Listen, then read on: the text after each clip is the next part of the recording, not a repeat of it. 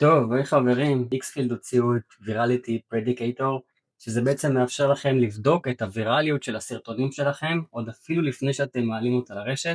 זה זמין עכשיו ב-Xfield, זה ממש ממש חדש. זה בעצם מאפשר לכם לקחת סרטון שלכם, שיצרתם, סרטון של עד 15 שניות, אפילו אולי חלק ממנו, ובעצם לבדוק את הווירליות שלו, עוד אפילו לפני שהעליתם אותו. זה ממש ממש מגניב, ממש אפשר לראות את ההשפעה של הסרטון על חלקים שונים במוח שלכם. איך הם עשו את זה? לקחו כ-700 מוחות, נידלו אותם וראו את ההשפעה של המון המון סרטונים על חלקים שונים במוח, סרטונים ויראליים, סרטונים פחות ויראליים, וראו את ההשפעה על המוח שלהם. ואז הם יכולים לדעת או לחזות איך זה ישפיע על המוח שלכם. אז שמתי את הלינק ל-Xfield בתגובות למטה, אתם מוזמנים לנסות ולעדכן, אני מקווה שזה נתן לכם ערך, ומוזמנים לעקוב לעוד סרטונים.